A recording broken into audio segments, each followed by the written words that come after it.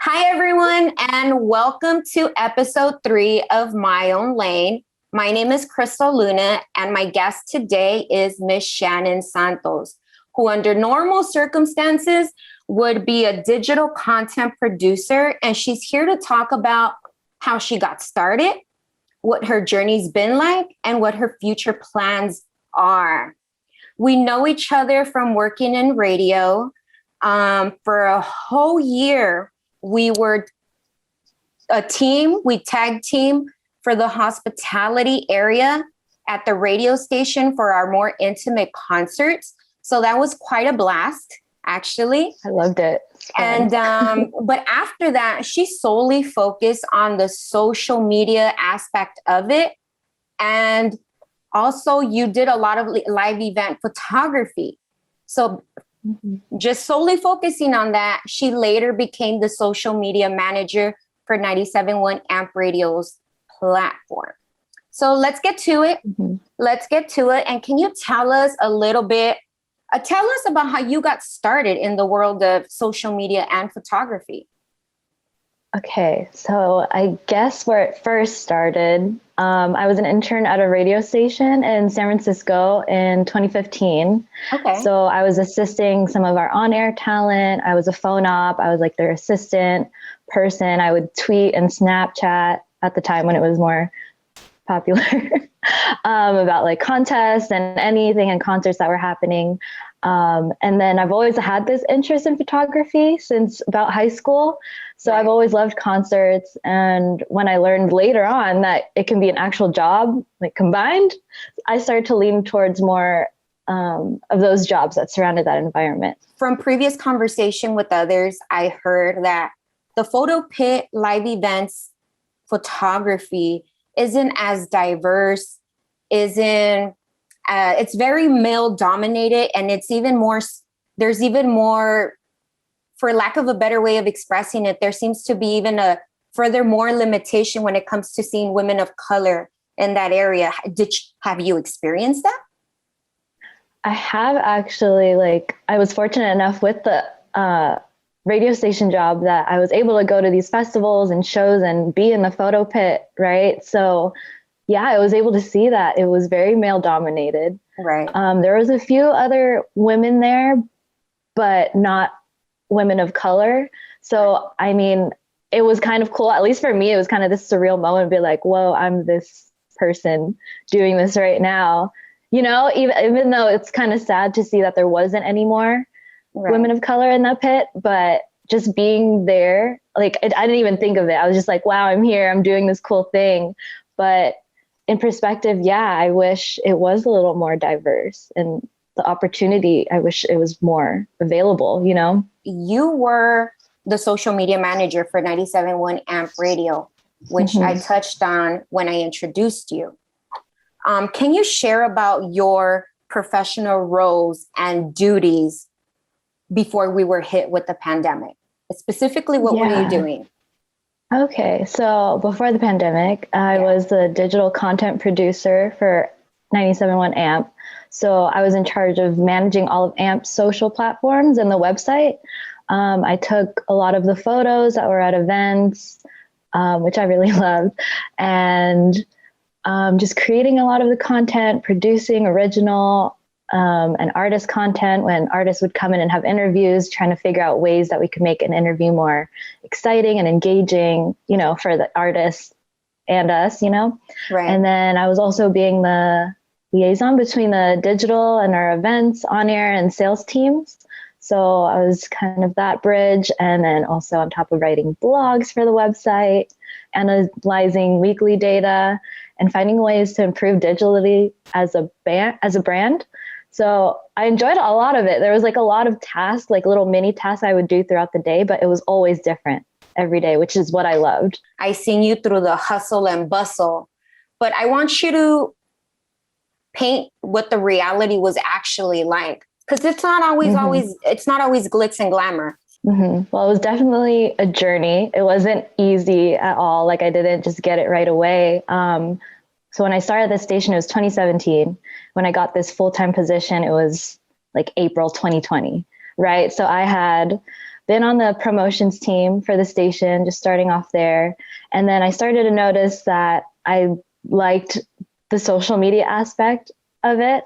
So I started to lean towards more of that and like just the behind the scenes production of everything. So I would ask Carlos, who was the video producer at the time, and just kind of shadowing him.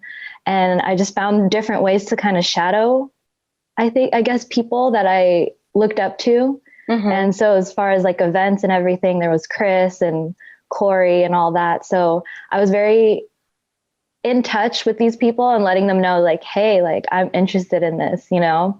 So I think as the time as from being a promotions assistant, I slowly transitioned into being a digital assistant with helping like interviews and just like with all the camera and setup and everything. And then eventually I was given the task to like take over and start the promo team, Instagram right. and Twitter. I don't know if you remember that, right? Mm-hmm. So I was able to kind of take that role and kind of mold it into my own thing. And then I guess the timing was just right because there was a lot of these changes happening in the digital department. Like some people were like, go, and just a lot of movement. And so I was luckily there and a little, you know, of course, vocal about like what I wanted to do. And people already kind of knew. It's not easy. It's not always a pretty picture. It's not glitz and glamour all the time. So people need to know that, yeah, you really need to put yourself out there. You really need to make yourself available. You really need to, unfortunately, because of the experiences that I've even had myself, you know, you even have to go the extra mile, right? Take initiative I was gonna say, the time. Go the extra mile, take initiative, you know, and just it's so volunteering your time and like, just making sure you're available. Like that was a lot, even though you weren't getting paid. Sometimes you weren't getting paid, you know, but you did it because you liked it, you loved it. It was the music setting. Yeah, it was all of that. So, and all of that, I look back, I'm like, there was moments that I hated, but like I did it anyway because I loved it. Like money wasn't even like a thought at that point, you know? How well have you been able to navigate through this pandemic during these challenging times, period? Mm-hmm. How well have you been able to navigate? What you've been up to? What you've been doing?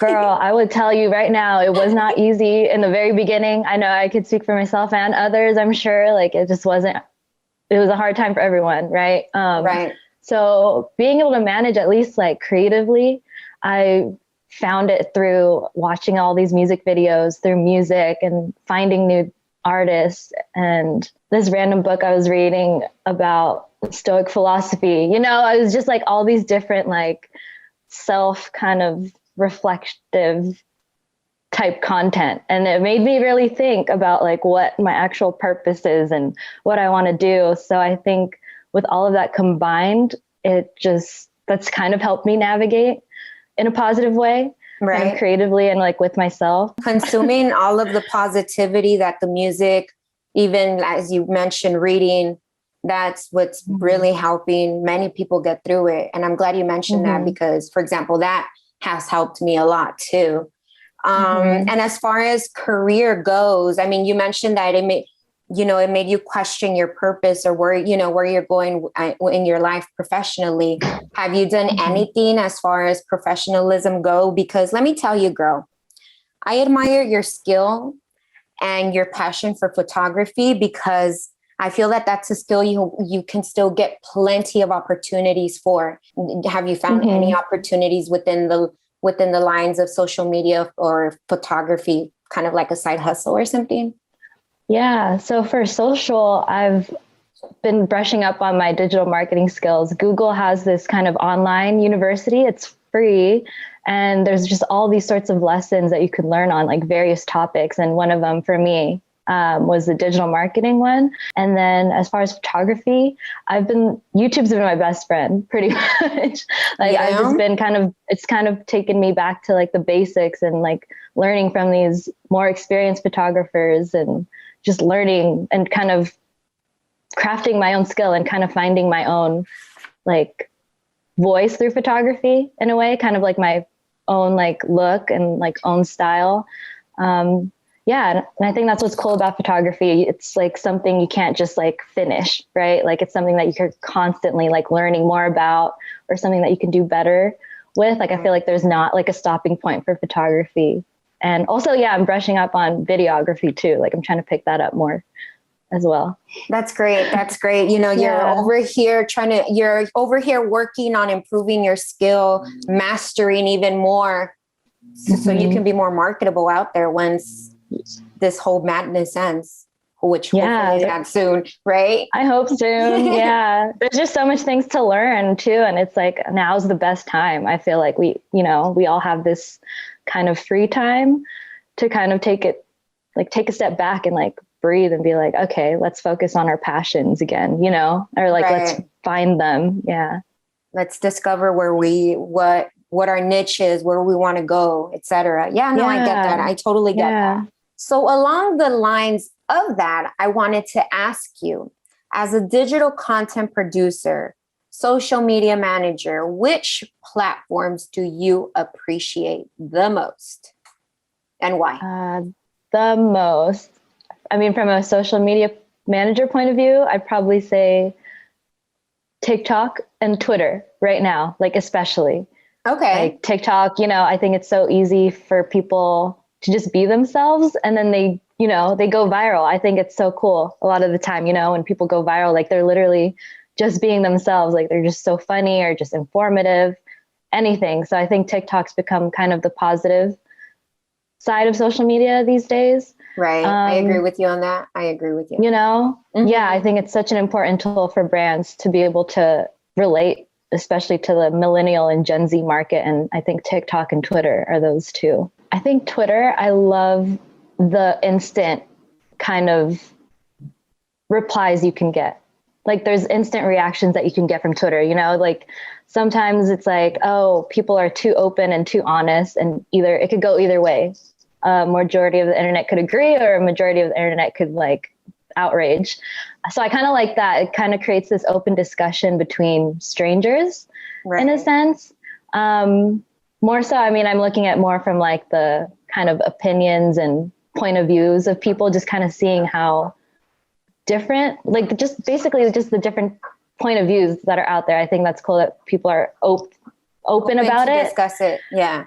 Open to discuss, most of the time, like there's that whole cancel culture and everything too. But like, just for the light side of things, I think just the communication between people and strangers is really great. And I think Twitter makes it so easy. It's funny because I just recently want to go get my hair done, right?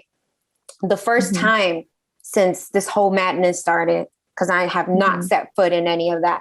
But I was talking with my hair person, and I was telling her, it's crazy how, the thing about Twitter is that it's one of those things with the memes that it says that strangers are the ones applauding you, cheering you on, waiting. What is it? Just hoping, just cheering you on, right? Like, yay, motivating you. Whereas in Instagram, which is very personal, you have actual friends following you. You don't get that kind of energy. Yes. And that's what I was sharing with my hair person. So that's why I just briefly wanted to comment on that, because you're talking about the instant replies, communication among strangers, etc. I just wanted to make that point because I've noticed that too. It's like you have strangers cheering you on, motivating you, wanting great things for you, just sending you positive energy. Whereas Instagram, exactly. At least in my opinion, it's not always like that. I 100% agree. Yeah, I think Instagram is more of this is like the nice side of everything. This is like, this is what you want people to see. It's like, oh, you have such a great, I don't know, you want people to think like, oh, that person's doing well and that person's having fun, right? But I think it's kind of changed during the pandemic. So I think Twitter is kind of that kind of common mutual ground between like, yeah, you could be really funny. You could talk about things that are serious. You can kind of talk about literally anything random. Right. And there's probably going to be someone that can relate to it. Or with the memes and everything, I think that's become like this universal language in a sense. And I think that's kind of brought people together. So despite all of the like different opinions there are, I feel like Twitter's kind of shown me that it's also this place of people were all the same. How important is it for you to see the seeds of diversity spread unity within music and the creative arts industry? Okay. Well, honestly, it's super important, like very important, especially these days. I think because there's been so much negativity surrounding the people of color communities, you know? So I think as especially millennials, we're kind of this next wave generation to make a strive for those changes. And I think music and art is one of those few things I feel like in this world that isn't biased. So, you know, regardless of your color, where you're from, identity, et cetera, like it's kind of like this shared unspoken language, you know, and it transcends language. And I think that's what's so great about art and music. It speaks volumes. It reminds us that it reminds us that we all are just human and we're just all feeling the same emotions at the end of the day. And I don't know, I just feel like sometimes people forget about that. So I think it's so important for more stories from all of these communities to be told, you know? So it's in order to create this kind of healing that the world kind of needs. As a professional in this industry, how do you plan to do that? I made sure that, like, you know, everything was kind of, I don't know, I can't say equal, but in a sense, like I would kind of write blogs. For instance, I wrote this one blog about like local pie places because it was Pie Day. Right. So I made sure I supported, you know, did my research. I researched like local, like LA spots, and I made sure, you know, that these were people of color. Like I kind of wanted to make sure I highlighted a lot of those companies, and I mean those, you know, mom and pop shops, and that's important. Like being able to just highlight and use that platform. And I was, you know, I thought of it, I was like, I'm given this opportunity to be in this position, you know, to be able to just write up a blog and like put it on the website list, you know, for anyone to see. So even as little as that, like I would, you know, do stuff like that. And what you're doing with your YouTube series, I think that's one of the perfect ways to do it. Like you're literally talking and highlighting these, you know, women of color in these positions. And it's a cool way to just share stories. And I think that's where it starts. It's just sharing those stories and voices. Damn, girl. I have to say that you are the sole definition of what a great social media manager / digital content producer is. You really are, because thanks. You got me crying over here. No, because and you just presented the perfect example. Trying to keep up with you, Miss Shannon Santos. I learned through Twitter that you're a huge BTS fan, right? Oh, a little bit. A little. Just a tad bit. You can't tell. No, I was trying to read it actually when we first hopped on the Zoom call. I'm all like, what does it say? What is it? Oh, it's hella low key. It says Map of the Soul. It's one of their albums. Oh, okay. Listen to it. Okay, you see what I mean? I just plugged. She's a BTS fan. Low key. So me keeping up with you, me trying to keep up with you, Miss Shannon, and learn more about you. I heard that you were a huge BTS fan. And so I want to ask you, in one of your tweets, you expressed interest in wanting to manage their account. Wanting to manage their account. So this is me asking you to keep it real with me, keep it real here in my own lane. Do you think their current social media person is doing a good job of their platform with their platforms? Okay, that's a hard question. Because to be honest, like they just have so much content that rolls out like on the daily. Then they're doing great, because that's what, you know, like that's what we the fans love, like just random content, whether it's photos or like a 30-second video, like, you know, we're being fed that for sure. So they're doing a great job at it. I mean, if anything, as far as like their Instagram and Twitter, it's all run by the company. So there's not really that personal kind of connection on those platforms, but they have so much other content on like other platforms besides YouTube and Weverse, which is like their own app, and VLive. Like there's literally, I could go on forever. Army Online, like they're one of the most active fan bases on the internet. Honestly, like there's this mass of them, and it's great. Like they do so many great things. But they're doing a good job. I think I can make it better. You know what I mean? Can you walk us through like a thing or two you would probably do? In general, basically they've become this kind of comfort for so many people, right? Like it's gone past music for people. It's gone down to like basically like them as humans, but they've become this kind of comfort, just comfort for people, even of them just like making coffee in the morning, or them painting, or them like planting a flower, like these kind of simple little pieces of like being human, I think would just be like a touch of like, I don't know, sincerity and like relatable. How am I trying to put it? Just kind of this like relatable content. And we love that stuff. I know, like, I mean, speaking as a fan point of view, like, I just think that'd be it's like such an endearing thing. I noticed you've been MIA on Instagram. In spite of how I may feel about the platform, and speaking from obviously me and other comments that I've read or even heard, the platform is still a pretty big deal. So with that in mind, I wanted to ask you, how do you keep up with social media trends if you're not on Instagram or actively on Instagram? I mean, I'm personally not active on Instagram with like my own photos and everything, but I am still on there with my photo account and my creative account. And then I'm also working with a small business with their jewelry business. So I'm not fully out of the loop. And staying on top of trends, I feel like most of the trends kind of fall or stem from Twitter or TikTok these days. I feel like you don't really find anything trending on Instagram as much. It comes from Twitter or TikTok, and it's just like people either repost it or, screenshot, and it's on Instagram. I wanted to ask you something more personal along the lines of your journey and as a professional. Has your family been supportive through this journey of yours as a creative individual?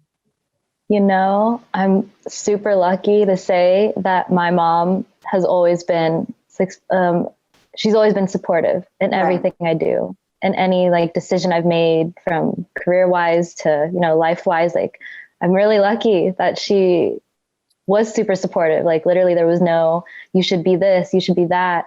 I mean, I did get that from other family members. A lot of people expected me to be a nurse. They're like, when are you going to be a nurse? When, like, the medical field, that's where the money is, right? Like, at least in Filipino culture, especially, like, that's very common for people to just kind of go in that footsteps. Like, a lot of my family, they're all in the medical field. And for me, like, that was far from my interest. It was complete opposite of the spectrum for me. So luckily my mom, she was always my rock. Really, the opinions that matter the most are those of your parents. And it's really good to hear that you have your mother's support. And I thought it was very important for me to ask you this, because that's not always the case when it comes to families of color. Whether, for example, you mentioned in the Filipino culture, they want you to go into medical field, be a nurse, etc. Do you think that having your mother's support made your journey as a creative person, period, following the creative path as a profession, did it make this easier for you, like less of an adversity to deal with? I mean, yeah, like if it weren't for my mom's support, I just can't imagine where I'd be. Because I mean, I'm lucky in a sense too, that my mom is a creative person. So I feel like I got that a lot from her. So I think she understands like where I am creatively. And I feel so lucky, because it's like, yeah, it is an adversity for a lot of other people, especially women of color. Like sometimes there really isn't a choice. And I think that sucks that that you have these own dreams and aspirations for yourself, but then people are expecting other things of you. So it's hard to balance that in a sense, because of course you want to keep your family like happy and all of that, but then you also have to keep yourself happy too, which is more of a priority, I think. Exactly. And yeah, it's easier said than done. So much obstacles and adversities, which we talked about. Like, it's important follow your passion, follow your heart, follow what you truly makes you happy. As you mentioned, it's not going to be it's not going to be an easy path. It's not going to be an easy journey, but you need to do what makes you happy, your priority. So follow through with you first. Yeah. And I've had those moments too, where I'm just like, I just need to pick up this office job or like this basic, the something stable that just brings in money. Right. I think of it like that sometimes. And I just already put myself in that position. I'm just like, I know I'm not going to be happy sitting at a desk, if it was for any other job that wasn't creative. Right. So it's like, why do that to yourself? Yeah. Money is important. Yeah. We want to be abundant in that aspect, in that department. But I feel like when it comes to a lot of us creatives, we're not greedy in that way. We just want to live comfortably, right? Exactly. Obviously be able to make ends meet, but have a little bit much more, a tad bit more. But we're not greedy in that sense that we're asking for a lot. It hasn't been easy getting to where you are, right? And obviously during these challenging times, it's been difficult as well. So just kind of an advice a piece of advice you would share with someone that, obviously is going through those moments right now, not sure where to go next, or just any difficulties that they may be facing and trying to get there. Right. So, I mean, at the core of like whatever your passion is, right? Like it's something that just comes naturally to you and it's something that you just enjoy doing, And I think when you find that skill, whether it's photography or like social media, any of that, I think being able to recognize that it's something that you do enjoy, like just genuinely enjoy. You like don't think of money and anything. I think if it's something that you really want, you just got to go get it. So I'd probably advise, finding that first step to get into that door and keep moving towards that goal till you get there, and making sure, managers, coworkers, people that are around you know that you're a reliable and resourceful and professional person, in that field. Yeah. And building those relationships with those people that you look up to or, want to like shadow. Yeah, definitely like shadow people you admire. I think that's super important. You mentioned something about connections, building relationships, networking is crucial. Networking. It really is. I hate that word. Yeah. I hate that word, but like, it's so true. Like it's easier said than done, I guess, in a sense. Like it's something you can't really think about. Like you can't just go up to a person and be like, hey, like I want to do this, like teach me all the things. And I don't know, in that way. I think just even letting your friends know and just people who follow like this is what you do, this is your passion. I don't think there's no shame in that, and sharing like what you feel pride in. And if people see that, like that can inspire another person. I appreciate your words, but I also want to add that I couldn't be here doing these interviews if I didn't know you guys, But before I close this out, Shannon, I need to know what success means to you. Okay. Yes. Success. To be comfortable with my basic essentials of life. I feel like, so like a roof over my head, food on the table, being able to treat my family and friends, and being financially comfortable. Like that's like, I guess, textbook, like success in a sense that I would say for me. But I think the moments I've felt success were the little moments and the little wins, and opportunities where I felt appreciated. I think with that feeling too, gratitude goes hand in hand. So I think when those moments and feelings fall into place, it's where I define success. And being able to work under certain titles is a success. I'd say, like the bullet point list of like, these are the tasks I did. This is like, what I've done and who I've met, whatever, I think essentially overall success is more of a feeling to me. Right. That's, that makes sense. No, it really does. You are making sense. And you touched a little bit about like, the little moments in which that really matters too, the little accomplishments, the little moments of success matter as well. Exactly. Because, yeah, I think people get caught up in the sense of like, oh, in order to be successful, I need to be rich. I have to have this super nice car. I have to have this just nice and fancy everything. But yeah, I feel like, yeah, especially with all this, the past year, a lot of self-reflection, right? I think, I don't know, even for myself, I'm sure a lot of people too, but yeah, finding that success isn't all of that. Like, it's not all the glitz and glamour. It's literally like the dirty work you did and going through it, you know? So I think being able to push through all the bad, that's success too.